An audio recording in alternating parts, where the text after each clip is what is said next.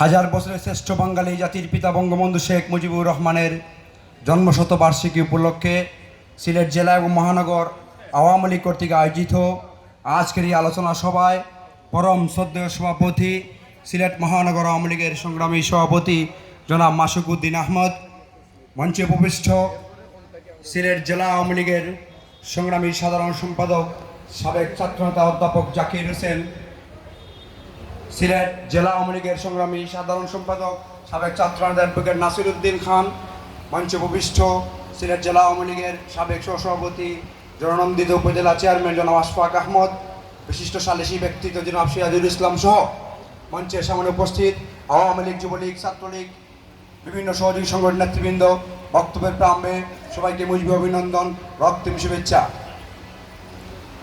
প্রিয় বন্ধুগণ, জাতির পিতা বঙ্গবন্ধু সম্পর্কে আমরা বলে শেষ করতে পারবো না। যিনি 1920 সালের 17ই মার্চ টুঙ্গিপাড়ায় জন্মগ্রহণ করেছিলেন, সেই কৈশোর বয়স থেকে যিনি বাংলাদেশের মানুষের ভাগ্য পরিবর্তনের জন্য শোষিত বাঙালির পক্ষে যিনি কাজ করে আজীবন কাজ করে গেছেন, সেই বঙ্গবন্ধুকে নিয়ে কিউবার বিপ্লবী নেতা ফিদেল ক্যাস্ট্রো সেদিন বলেছিলেন, আমি হিমালয়ে দেখিনি, আমি বঙ্গবন্ধুকে দেখেছি। সততা এবং সাহসিকতায় নেতৃত্বে বঙ্গবন্ধু ছিলেন হিমালয়ের মতোই বিশাল।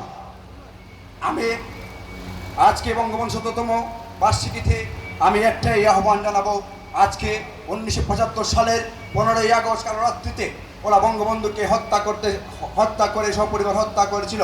ওরা চেয়েছিল বাংলাদেশের নাম ইতিহাস থেকে মুছে ফেলতে।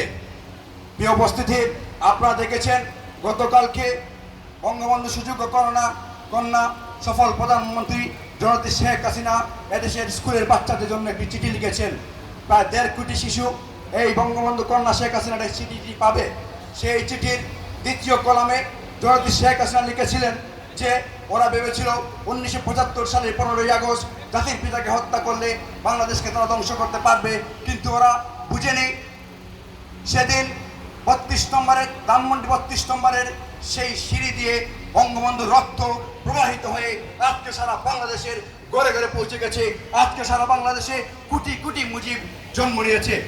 প্রিয় উপস্থিতি, আমি শুধু একটি কথাই বলবো, জাতির পিতা বঙ্গবন্ধু শেখ মুজিবুর রহমানের স্বপ্নের সোনার বাংলা গড়ার জন্য, জননেত্রী শেখ হাসিনার স্বপ্নের ডিজিটাল বাংলাদেশ গড়ার জন্য আমরা সবাই এক এবং ঐক্যবদ্ধ হয়ে আমরা কাজ করে যাব এবং এই দেশকে আমরা এগিয়ে নিয়ে যাব।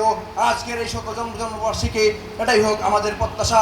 পরিশেষে বলবো, যতদিন রবে পদ্মা মেঘনা গৌরী যমুনা বহমান, ততদিন রবে কৃতি তোমার শেখ মুজিবুর রহমান। জয় বাংলা, জয় বঙ্গবন্ধু, জয় বাংলা।